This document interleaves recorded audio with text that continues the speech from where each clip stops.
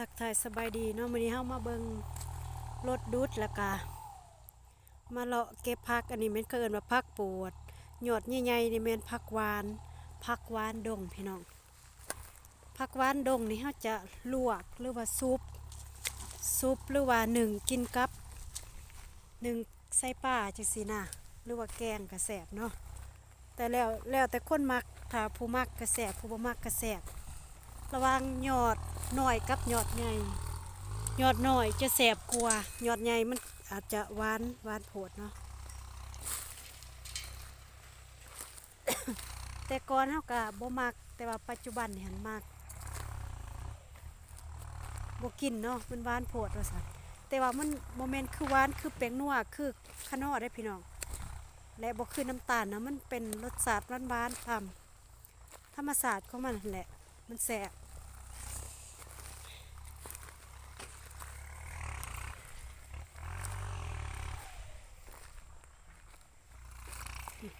แต่ว่ามื้อนี้อากาศสิบ่ร้อนปานใด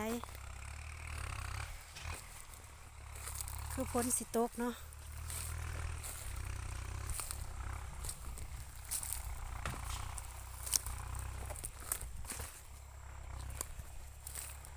เฮาก็บ่ได้เฮ็ดหยังดอกมาเลาะเบิ่งซื่อๆ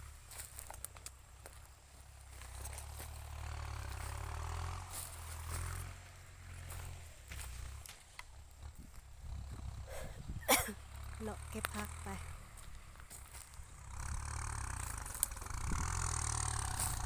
เอามาซุปตอนเที่ยง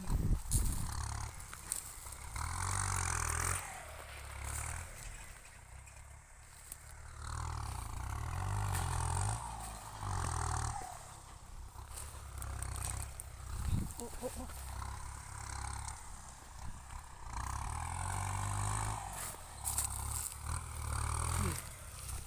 มีแต่ยอดงามๆเพราะว่าเขาเจ้าเก็บประจำ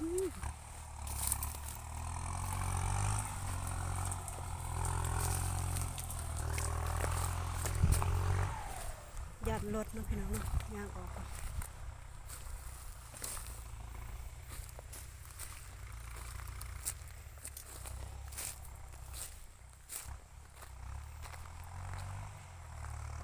ย่านไม่แบบว่ามันพุ่งถึงเฮา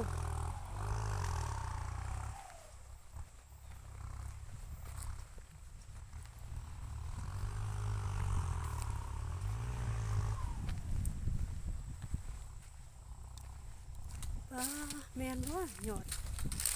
เราเก็บผักโพดเอามาสุกตอนเที่ยงนี่มันขึ้นคอนใหม่นะพี่น้อง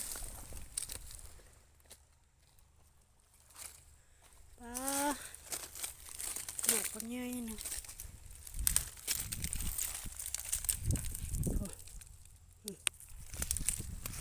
แต่ว่าแดดแห้งมานี่บ่แดดฮักแต่ว่ามันเอาเลยมันก็ร้อนแบบฝนจะตกหั่นนะ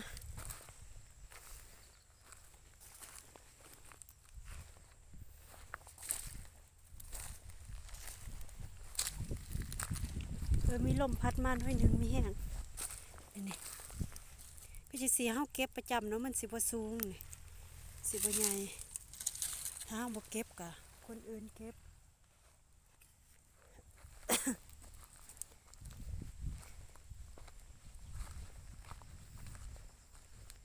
อันนี้มันเป็นทางผ่านเนาะ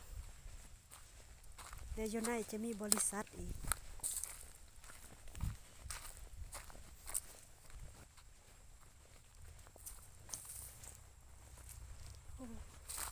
ผักหลายซุปแซ่บซุปใส่มะพริกแห้ง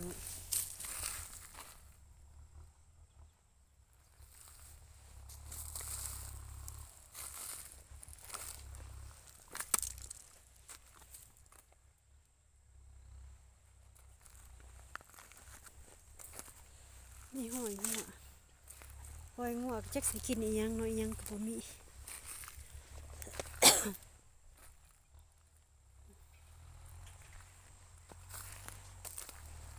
ขี้เหอะเนาะพี่น้องเนาะ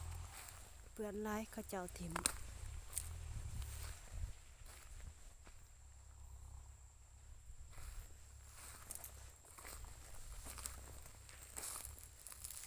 ก็บ่เก็บ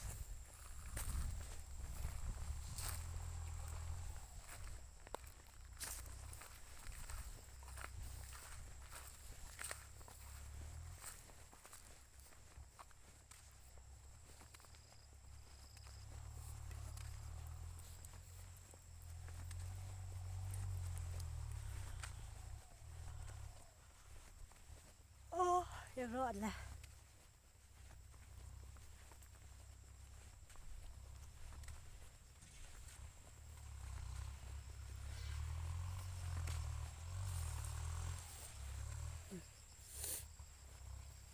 บ่ฮู้ว่าสิแล้วหรือบ่เนาะมื้อนี้เนาะ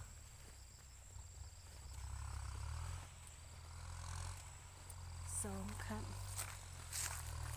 นี่โอ้ยยอดลายขนาดพี่น้องเอามาสุกตอนเที่ยง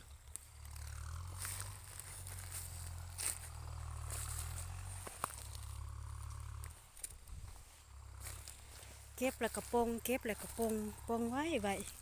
ถ้าถ้าฝนตกนี่แห้งปงไว้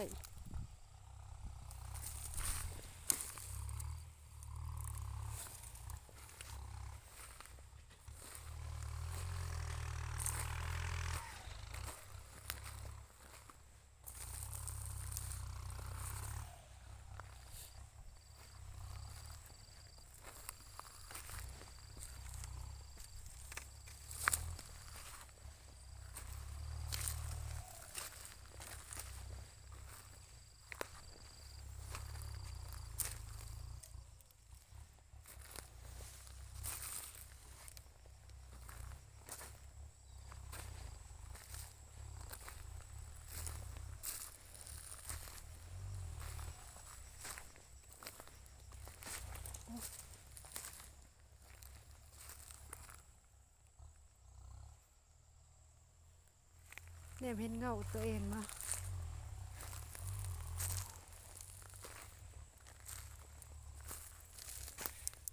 คือถากนี่แต่ว่าอยู่เมืองเฮามันจะมีถากเนาะโตคือปิงแต่ว่ามันน้อยกว่าปิงไม้ก็หลายพี่น้องเอ้ยพอเป็นปลาตึบที่ว่าเขาเจ้าบ่ทันได้ทางจักเทื่อ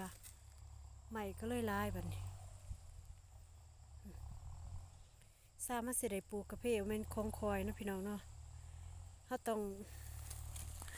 ใส่งบหลายขั้นตอน